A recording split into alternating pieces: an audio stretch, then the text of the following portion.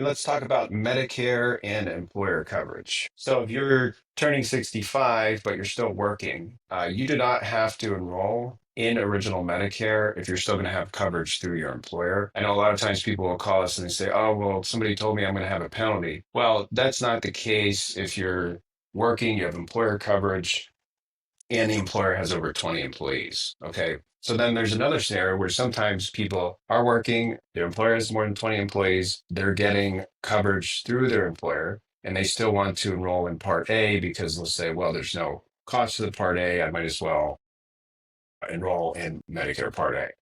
Well, you can do that in most situations. There's a few that you'd want to probably reconsider that. So number one, if you are taking Social Security, you are going to be auto enrolled into original Medicare. If you're not taking Social Security, that's when you have to apply for it. Usually, if people have coverage to their employer, they're still working. It's likely they're not taking Social Security. So now, if your employer plan is HSA eligible, this is a situation where you would not want to enroll in Part A if you are making HSA contributions. So, an HSA eligible plan is defined as a high deductible health plan with a minimum deductible of $1,650 for an individual and twice that for a family. Okay. So why do you not want to enroll in Part A if you have an HSA eligible plan? Well, simply you lose the tax benefit from those HSA contributions. So usually you make an HSA contribution, it's tax deductible.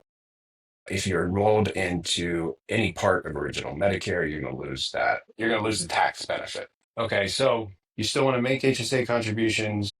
You have a plan through your employer to continue making those contributions and receiving that tax benefit. Simply, you don't enroll in Part A or Part B for that matter. Usually, people are looking at Part A as opposed to Part B because typically, if you've worked 40 quarters, there's no cost for the Part A. Okay, so a real life example here. So I had a gentleman, I'll just call him Mr. John. He's turning 65 in 2 months. Okay, so he has an employer plan that he's paying $250 a month for, and it's pre-tax. So let's call it, if he's in a 20% tax bracket, let's call it $200 a month. He has a high deductible health plan through his employer that is HSA compatible, and he makes HSA contributions. So again, he should not enroll in Part A in that scenario because again, he would lose that tax benefit from those HSA contributions. Now, a scenario where you may enroll in Part A, let's say somebody has a high deductible plan that is $2,250 and it's not an HSA compatible plan because maybe there's a copay when they go to the doctor.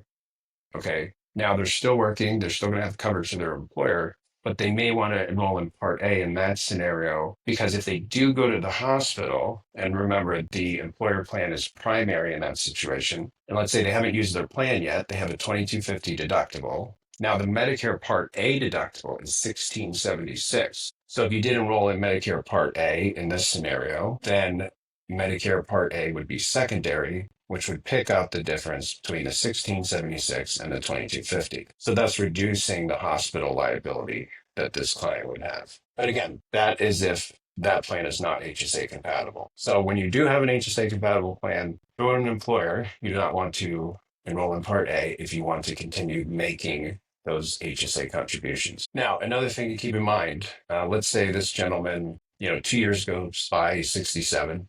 Now he wants to retire. So when you apply for original Medicare, and in particular Medicare Part A in that scenario, they're going to backdate the Part A effective date by 6 months when you actually do retire. So if he applies when he's 67, he would have had to stop making HSA contributions 6 months prior to the effective date that he's applying for. So if he's applying for Medicare, if he's applying for original Medicare and he's thinking, oh, well, let's say this will be effective August 1st. Well, Part A would have actually been effective February 1st in that scenario.